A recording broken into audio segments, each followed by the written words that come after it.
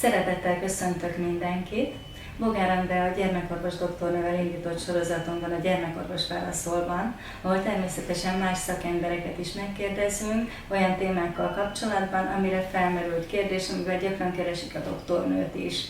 Pető Hajnalkával beszélgetek, és a mai témánk a hordozás, hiszen erről sokan kérdeztek. Hajni, én téged az interneten találtalak meg, és hordozással kapcsolatban kerestek, de nagyon örültem, hogy láttam, hogy más alapvégzettségeidhez kapcsolódik a hordozás, úgyhogy nagyon sok irányból rálátsz erre a témára. Kérlek, néhány szóban mutatkozz be, hogy mi mindennel foglalkozol. Sziasztok, köszönöm a lehetőséget. Én gyógypedagógus korai fejlesztő vagyok, alapvetően 19 éve foglalkozom gyerekekkel, mozgás és hidroterápiával elsősorban, és mellette, ahogy az én gyerekeim születtek, úgy lettem hordozási tanácsadó, és abban is tovább képeztem magam, mert azt láttam, hogy ez nagyon sokat hozzátesz a tudásomhoz. Köszönöm. Azért örültem ezeknek a végzettségeknek, mert a hordozás nagyon sok témát érint, tehát ott van a lelki irány, a lelki vonzata, hogy egyáltalán mennyit legyen kézben a gyerek. Ugye a mai szülőknek nagyon nehéz helyzete van, hiszen régen volt egy trend, amit követtek az emberek, nagyszülőről öröklődött tovább ez a tudás, most viszont az interneten minden témában számos dolgot össze tudunk olvasni. Igen. És hogy ez egy nagy kétség a szülőkben, hogy most felvegyem, ne vegyem, mennyit cipeljem, holott fontos szerepe van ugye a korai kötődés, a stabil kötődés, biztonságos kötődés kialakulása szempontjából is, illetve ott a másik irány, amivel foglalkozol, a mozgás, hogy nem mindegy, hogy fejlődik annak a kisbabának a mozgásrendszere, az izomzata, az izületei, mikor, milyen pozícióba tartsuk, mennyit kell neki szabadon mozogni, és ez mind-mind kapcsolatban áll a hordozással is. Igen. És megvannak hozzá a végzettségeid. Talán kezdjük az elején, hogy mit szoktatok javasolni, milyen egyéni különbségek vannak, hogy mennyit jó, hogyha a baba az anyukán van? Hát nézzük a kisbaba szükségleteit, vagy nézzük a szülők szükségleteit. Egy kisbabának 24 órás testközelségre lenne szüksége. Régen is ezt próbálták megbiztosítani, de hát sok felnőtt volt folyamatosan egy baba körül, ez volt a természetes. Ma meg nagyon elszigetelődnek az édesanyák, és sokszor nagyon egyedül vannak a kisbabával. Úgyhogy mindig azt javasoljuk, hogy ahogy a család napirendje, igényei, szükségletei megkínálják, megkövetelik és megengedik, amire lehetőség van, annyit vegyék fel a babát, hogy az bírható legyen az édesanyának, édesapának, nagyszülőknek, és a kisbaba igényeire is próbáljunk meg odafigyelni. Az a hatalmas előnyünk a hordozással, hogy könnyebb, mintha kézben van, mert amúgy is nagyon sokat van egy baba kézben, viszont a hordozó tehermentesíti az édesanyát, mert nem kell hátra dőlni, nem kell ellensúlyozni a babát, hogy tartom, illetve felszabadul a két kéz. Tehát könnyebb hordozni, mint csak kézben fogni, sétálgatni vele, de persze nem bírható ez sok órán keresztül egyetlen felnőttnek sem, mindenkinél máshol van az arany középút. Tehát, hogy alapvetően a babának az lenne jó, és nem kényeztetnénk ebben a nap 24 órájában rajtunk lenne, de nyilvánvalóan a mai világban ez nem megvalósítható. Mit láttok egyébként, ha hozzászokik ehhez a kisbaba, hogy állandóan hordozzák, nyilván, hogy ő növekszik egy idő után, meg majd visszatérünk, hogy melyik korban milyen hordozó kell, azért utána könnyen el lehet őt engedni, tehát megvan az a természetes folyamat, hogy ő is igényli a leválást, nem lesz szeparációs szorongása. Igen, ez az egyik leggyakoribb kérdés, bennem is ugyanez volt, ahogy a saját kisbamámat felvettem, hogy ez hogy működik. Azt szoktam mondani az édesanyáknak, hogy újszülött, pici csecsemőkorban nem tudom elkényeztetni, mert az agyi terület, az még ki se fejlődött. Tehát amikor egy kisbaba már belemegy, egy kisgyerek belemegy a játszmákba, amikor ránéz a szülőre, már produkálja magát, már kifigyeli, az később lesz. Egy újszülött azt tudja, hogy minden jó, vagy minden rossz. És ez a kettő érzése van. Még azt se tudja, hogy ő külön van az édesanyjától, hogy ő egy önálló személyiség, ezt is később fogja megérteni. Ezért azt érzi, hogy nekem kellemes, nem tudja, hogy fáj a hasam, nem tudja, hogy éhes vagyok, azt tudja, hogy valami nem kellemes, vagy azt tudja, hogy nekem kellemes. És teljesen ösztönösen felvesszük a babánkat, ringatjuk, sétálunk vele, simogatjuk, közelrakjuk a bőrünkhöz, az illatunkat érzi, mert ösztönösen tudjuk, hogy erre van szüksége. Ma ezt tudományosan meg tudjuk magyarázni, hogy milyen szükségleteket, hogyan elégít ki ez egy babánál, hogyan segíti a kötődést, meg a lelki oldalt, amit mondtál. Az a baj, hogy ezt már magyarázni kell az édesanyáknak, mert nem merünk arra hallgatni, hogy hát ahányszor úgy érzem, hogy nekem is jól esik, meg a babámnak is jól esik, annyiszor felveszem. És a hordozás abban segít, hogy nem kell tartanom. Tehát ugyanaz a testközelség, mintha kézben van és ringatom, de ha valamilyen eszközben benne van, nekem könnyebb. Értem, ez egy nagyon fontos dolog, amit mondtál, hogy én is azt látom, hogy minden területen szeretnénk nagyon tudományosan mindent utána olvasva, és sokszor ez a nagy gondolkodás, ez megakadályozza azt, hogy az ösztöneinkre hallgassunk. Ugyanúgy nem csak a hordozásban, hanem a gyereknevelésben, és hogy gondolom itt is, ami a legfontosabb, az, hogy hallgassunk az érzéseinkre, és akkor viszont legyünk következetesek. Igen. És amikor egy picit tovább gondolva ezt, ugye a hordozásnál, nyilvánvalóan nem mindegy, hogyha sokat készben van az a kisbaba, hogy milyen pozícióban tartjuk őt, és itt térnénk rá a mozgásfejlődésre, hogy mit látsz, vagy milyen, nyilván sokféle hordozó van, hogy mi alapján vagy hogy szoktatok tanácsot adni az anyukáknak, meg milyen pozíció jó a gyerekeknek? Hát van a kisbaba oldala, meg van a édesanya, édesapa, nagyszülő, a hordozó személynek az oldala. Én azt szoktam mondani egy buta hasonlattal, kicsit olyan ez, mint valamilyen ruhadarab, vagy akár egy melltartó, teljesen különbözőek vagyunk, teljesen különböző adottságaink vannak, nem lesz mindenkinek ugyanaz kényelmes. Tehát azért ilyen széles a piac, és azért van nagyon sokféle hordozó, mert ami nekem csodálatosan kényelmes, az a másik anyukának nem lesz jó. Ki természetes úton szült, ki császárral, ide-oda kapott injekciót, nem mindegy, hogy hol ér hozzám az anyag. A kisbaba szempontjait nézve viszont ugyanarra a pozícióra törekszünk, ugyanazok a szempontok vannak, amik közül 3-at szoktunk kiemelni. A legfontosabb, hogy kellemes és jó érzés legyen ez a hordozó személynek és a kisbabának is. Tehát ez a legfontosabb, amit én mondom, hogy ha ő jól érzi benne magát, és úgy érzi, hogy a babája is jól van ebbe, esetleg békésen alszik, akkor minden rendben van. Ami nagyon fontos még, hogy biztosan kapjon levegőt, és biztosan ne tudjon kiesni a hordozóból. Én ezt félig idézőjelbe szoktam mondani az anyukáknak, mert azt gondolom, hogy szülőként figyelek annyira a babámra, nem tudom elejteni, és nem tudom nem észrevenni, hogy ő ne lenne jól. Igen. Tehát ez fontos szempont, de valahol ez az alap, ez mindig teljesül. És ezen felül az, hogy a pici baba hogyan van bent, amíg ő még olyan gyenge, hogy a hátát nem tartja egyedül, amíg még nem tud egyedül ülni, nem tud egyedül mászni, addig nagyon odafigyelek arra, hogy teljesen megtámasztom, tehermentes helyzetbe legyen.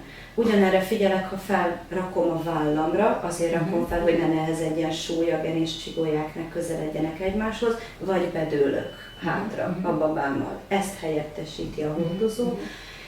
Arra figyelek, hogy fel legyen picit emelve a feje, hogy biztosan kapjon levegőt, legyen egy kis távolság az álla és a mellkasak között.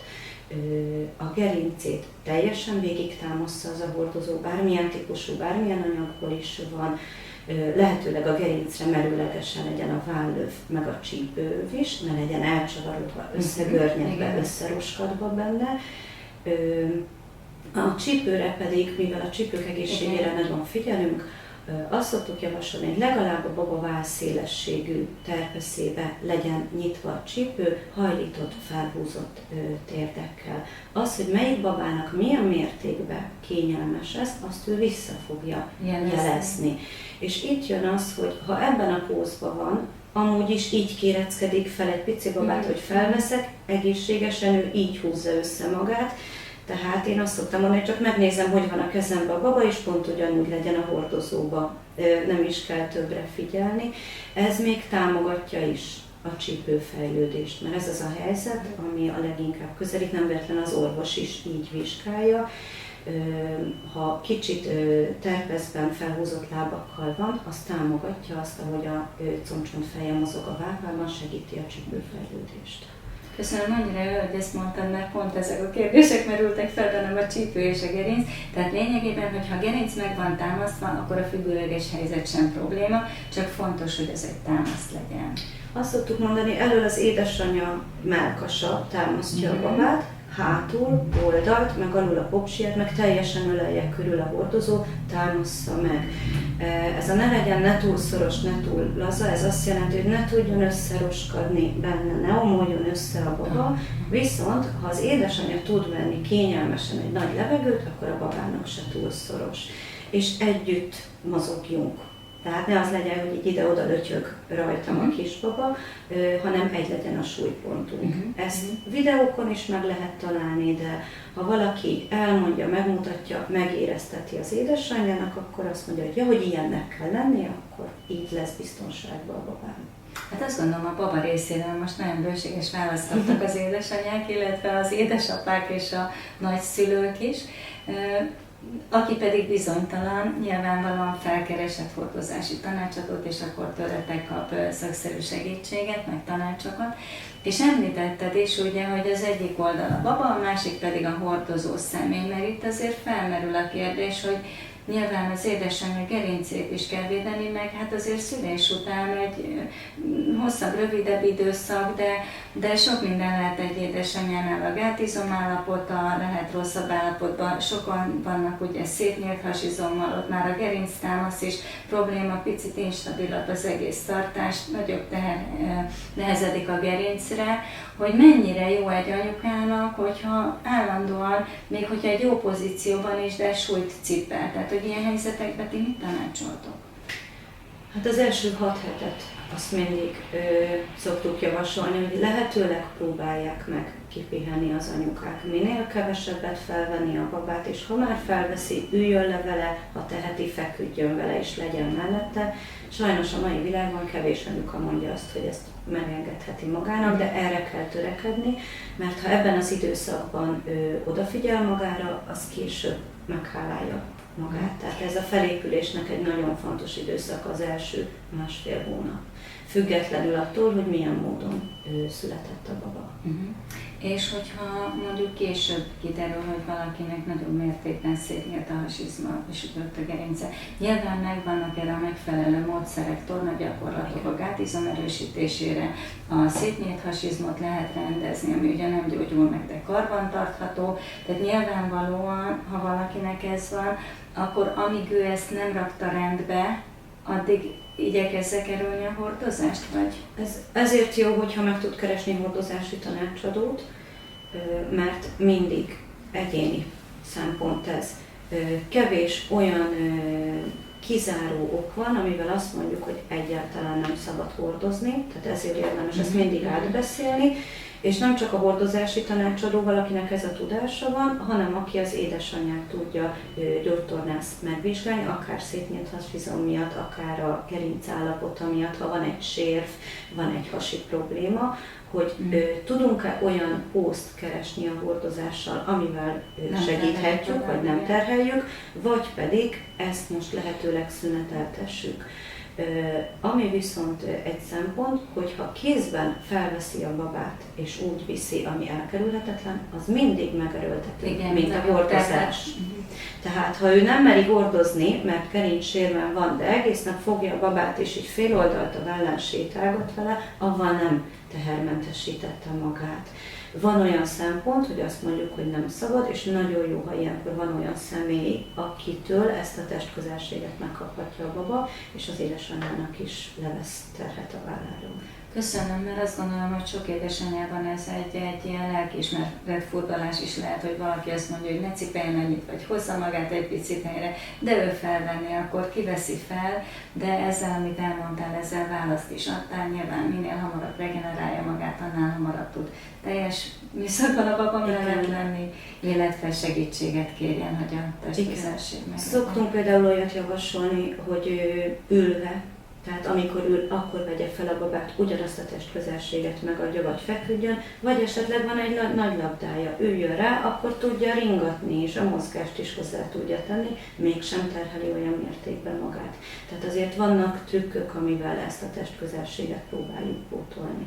Köszönöm, ezek nagyon hasznos tanácsok voltak, és még egy témánk lenne, amire kitérnék. Ugye a hordozás, megbeszéltük, hogy lelki szempontból nem lehet elkényeztetni a babát, az egészséges szempontjából sem rossz, viszont itt van a mozgásfejlődés, amit nagyon sokszor ugye a szülőknél van ilyen kis verseny, hogy az enyém meg kúszik, mászik, mikor állt fel. Azt gondolom, hogy azért legtöbben most már úgy vannak, hogy tudjuk, hogy hagyjuk azt a babát, amit magától tud, esetleg segíthetünk neki, hogy el akarjon érni egy játékot, de hogyha túl sokat kézben van, akkor hátráltathatja el, hogy ő mondjuk a forgásban, mondjuk később kezdi el, vagy a mozgás minták hogy alakulnak, tehát hogy erről egy pár szót, hogy vagy nem gond, hogyha később kezdi el. Hát minden baba más, és az a jó, hogyha tudjuk abba támogatni, ami az ő fejlődési tempója. Nem akarjuk siettetni, nem akarjuk hátráltatni, és eljutunk arra a magabiztos állapotra szülőként, hogy amit a babám csinál, abban én tudok gyönyörködni, megnyugodva, hogy minden rendjén van. Önmagában a testközelség, illetve a mozgás a babával, ahogy bármelyik szülő felveszi a kisbabáját, az nagyon sok olyan ingert ad, ami támogatja a mozgásfejlődést. Egyensúlyi ingereken keresztül, bőrérzékelésen keresztül, a végtagokban jövő ingerlésen keresztül. Erre van szükség egy babának, ezért is vesszük fel, énekelőknek kiringatjuk, mert ösztönösen érezzük, hogy ez jó. Egy baba pedig, amikor neki nem esik jól, akkor azt jelzi, és kéreckedik át más kezébe, le a földre, hasra, hátra, ahogy neki jól esik. Tehát ő jelezni fogja, hogyha ez már nem komfortos, és később egy totyogó gyereknél is, amikor szüksége van erre a biztonságra, azt is jelezni fogja, és bújik-mászik a szülő ölébe. Tehát ha megbízunk benne, akkor lehet egy olyan magabiztosságunk, hogy amikor neki elég volt, akkor le fogom tenni, és akkor fog fejlődni. Úgyhogy röviden úgy szoktam mondani, hogy nem hátráltatja, hanem nagyon sokszor támogatja a mozgásfejlődést, de nagyon sok szempont van itt is, és az is, hogy van-e bármi, ami más szempontból hátráltatja a baba fejlődését. És ha van valamilyen körülmény, izomtónus probléma, szülés körüli esemény, ami erre kihat, akkor azt mind-mind mérlegeljük, és az alapján van, hogy még segíteni is tud a hordozás, ha olyan pózba tesszük, vagy azt mondjuk, hogy ebből a szempontból akkor most ezt a helyzetet, mozgásfejlődést támogassuk másképp. Köszönöm megint ezt a választ, alapvetően mindig oda jutunk, ami csodálatos, hogy bízzanak az ösztöneikbe az anyukák, és hogy figyeljék a babát, mert a baba mindent tud és kommunikál, és tanácsot meg érdemes kérni, főleg, hogyha azt látjuk, hogy esetleg a baba egy picit másképp fejlődik. Nyilván itt a védőnő gyermekorvos is tud ebben segíteni, észreveszik azokat az elváltozásokat, ahol egy picit más irányba kell menni, vagy célzottan terápiára van szükség. És az utolsó kérdésem, ez most már a legeslegutolsó, ami sokszor felmerül, az ugye a babaúsztatás, meg a vizes közeg, és te hidroterapeuta vagy, ami ugye nem babaúszás oktató. Tehát ezzel kapcsolatban kérdezlek, hogy magáról a babaúszásról, ettől függetlenül mit tudsz mondani, mennyire jó, illetve te mire használod a vizes közeget? Nem véletlenül népszerű a babaúszás, javasolják és keresik sokan, mert a víz egy olyan közeg, ami ugyanezekből az ingerekből, amit említettem, nagyon sokat megad egy babának, és folyamatosan ott van az édesanyjával, akár édesapával, sokaknál ez apás program, és a közös játék, éneklés, mozgás a vízben, az bombázza az idegrendszert, és nagyon jótékony hatása tud lenni. Így a babaúszás segíti is a fejlődést, de alapvetően egy kikapcsolódás. Én hidroterapeutaként ezt kihasználva nem csak az élményre megyek rá a vízben, hanem az idegrendszer fejlődését kimondottan tudjuk segíteni, koraszülésnél tudjuk használni, izomtónus problémánál, ortopédiai problémáknál, fennmaradt csecsemőkori reflexek leépítésében, nagyon sok mindenben, ami szárazföldi terápia lehet, ugyanazt vizes közegben is tudjuk csinálni. 6 hónapos korig ezt sokszor kádban kezdjük el, tanítom meg az anyukáknak. Születés közben valamilyen feszülés, a nyaka fáj, nem úgy tartotta a lábát, befele fordul, bármilyen van, ezt már nagyon pár hetes kortól el tudjuk kezdeni korrigálni, és sok anyukánál, amikor a babánál már nincsen szükség a fejlesztésre, vagy ami miatt jöttek, az rendeződött, marad egy élményként, és lesz belőle úszás előkészítés, úszás tanulás, és egy közös program a többi szülővel, többi kisbabával. Úgyhogy mindenképpen tudom javasolni, ha nincs semmi olyan kizáró, gyakori felső légúti probléma, vagy fülgyulladás. Tehát van olyan baba, akinek mégsem ez az igazi, vagy nem érzi ebbe jól magát, és nagyon nem mindegy a víz minősége, hőmérséklete, tisztasága, tehát azért, hogy hova megyünk. Értem. Anyi, nagyon szépen köszönöm a válaszaidat, és hogyha most pillanatnyilag mi az, amivel leginkább foglalkozol, és miben tudnak megkeresni téged a szülők, hogyha valakinek ez felkeltette az érdeklődését? Hordozási tanácsadás miatt is. Tartunk hordozós klubot, egy hordozási tanácsadó kollégámmal itt Szentendrén. Ahhoz keresünk egy állandó helyet, de ezt most már vagy 6-7 éve működtetjük itt Szentendrén. Ezzel kapcsolatban is kereshetnek a szülők, illetve ha a kisbabájuk miatt aggódnak, jól fejlődik-e, van-e bármilyen probléma, rendben van-e a kószás, mászás, ha kimaradt. Nagyon sok csecsemő szülővizsgálatot szoktam csinálni. Ha szükség van rá, akkor elkezdünk mozgásfejlesztést, vagy keresünk olyan szakembert, akire szükség lehet, tehát valahogy így elindítani ezen az úton, vagy pont, hogy a szabad mozgásfejlődésben támogatom, illetve a hidroterápia otthoni kádas formáját, vagy akár a medencés fejlesztések miatt is kereshetnek a szülők, egészen iskoláskorú gyerekekkel is foglalkozom. Köszönöm, én azt gondolom, hogy nagyon bőséges és kimerítő szakmai válaszokat kaptunk, és sokat okolnak ebből a szülők is. Hajni elérhetőségeit mi a záródíján meg fogjuk osztani, és nagyon szépen köszönjük a figyelmet, és neked is, hogy itt voltál. Én is nagyon szépen köszönöm a lehetőséget.